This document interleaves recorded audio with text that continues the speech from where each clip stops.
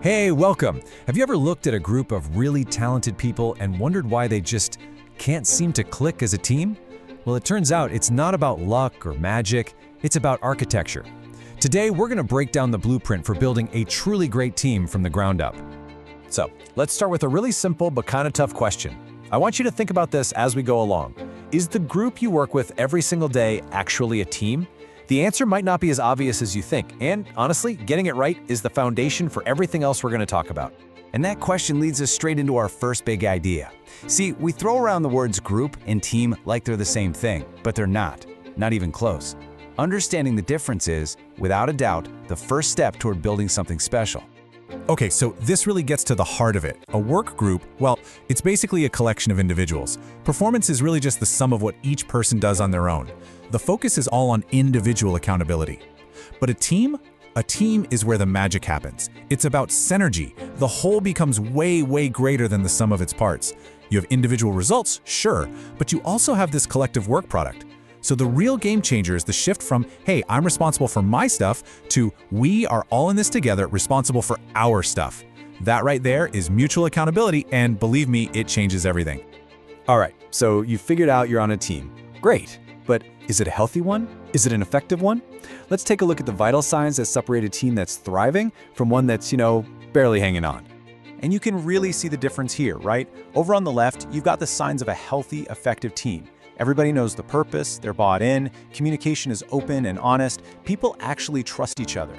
Then you look at the right, and it's a totally different story. The goals are fuzzy, there's a lot of finger pointing and infighting, and morale is just in the gutter.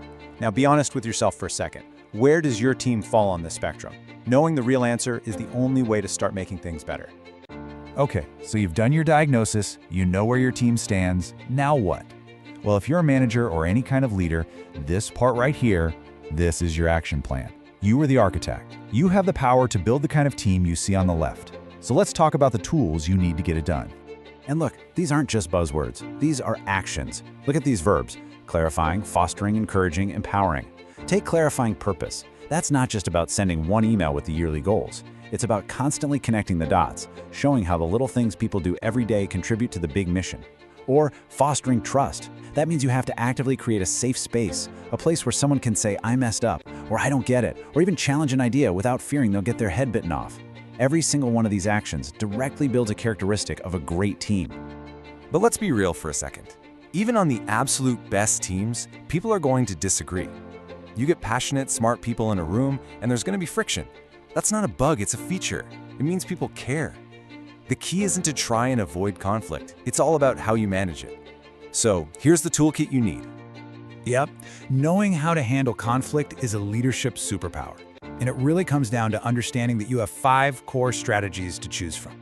Okay, let's break these down. Up top, you have collaborating. This is the ideal, the true win-win. It's perfect for complex problems where you need the absolute best solution.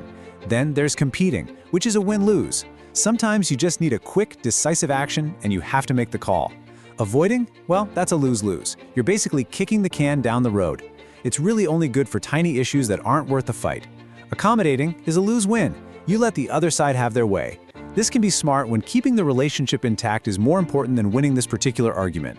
And finally, there's good old compromising. Everyone gives a little, everyone gets a little. It's a fast way to find a middle ground and move on. The trick is knowing which tool to use for which situation. And this is the big mindset shift right here. You have to reframe how you think about conflict. It isn't just a problem to be squashed. When you handle it the right way, it's actually an opportunity. It's the very thing that stress tests your ideas, deepens trust, and in the end, forges a team that's stronger and more resilient than before.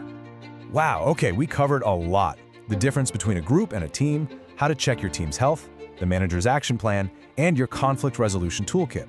But none of this matters if you don't use it. So as we wrap up, I want you to ask yourself, which one of these building blocks are you going to put in place first? Are you going to sit down tomorrow and get crystal clear on your team's purpose? Or maybe focus on encouraging more open dialogue in your next meeting? Just pick one thing, and start building.